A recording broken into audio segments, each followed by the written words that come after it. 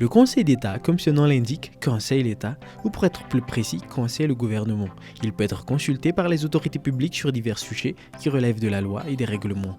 Plus concrètement, le gouvernement et les responsables des collectivités territoriales décentralisées peuvent demander l'avis du Conseil d'État avant d'examiner un projet de texte. Projets de loi et ordonnances sont ainsi examinés par ces soins avant que ceux-ci ne soient soumis au Conseil des ministres.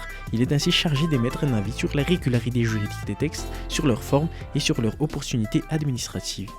Amin'ny alalan'ny fangatahana dia manontavy ataon'ny filohan'ny publika na amin'ny premier ministre na ministre na ratsamy mankaiky ny fanjakana mikasika ireo lalàna na mikasika ny hevitsy ny lalàna na mikasika ny fiasan'ny atokan-draram-panjakana na auditina service publika dia afaka manao zany ny filakam-panjakana rehefa mangataka izany ny fanjakana.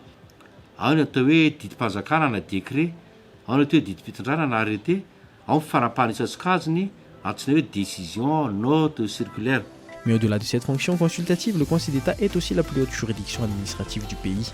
Il est chargé de juger les litiges impliquant l'État, l'administration ou les personnes morales de droit public, que ces litiges les opposent à des particuliers ou à des personnes morales de droit privé ou opposent deux personnes publiques entre elles. Dia manam-pahefana amin'ny fitoriana apetraky ny olon-tsotra na orinasa mikasika ny hetsam-panjakana na contentieux fiscal zany.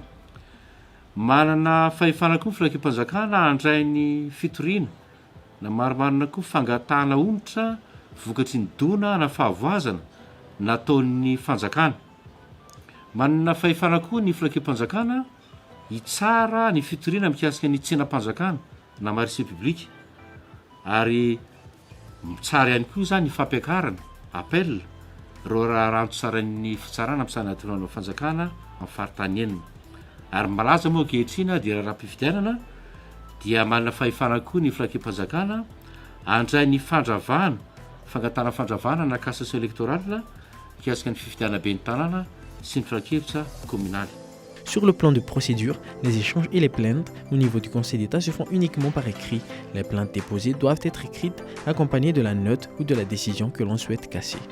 Fehiteny mifanakalozana indroa no matetika ataon'ny filakam-panjakana mba tsy ahelan'ny raharaha dia rehefa vita zay dia manao tatsa ny mpitsara voatendry anao ny tatsa sy ny famakafakana alefa ty amin'ny commissaire général lalàna ary ny commissaire général lalàna mandinika farany ny atotatasonady mameny fehiteny amin'ny maha-plaza ny hevitsy ny lalàna ny commissaire général lalàna ary manondro ny daty anaovana avy hatrany ny fitsarana.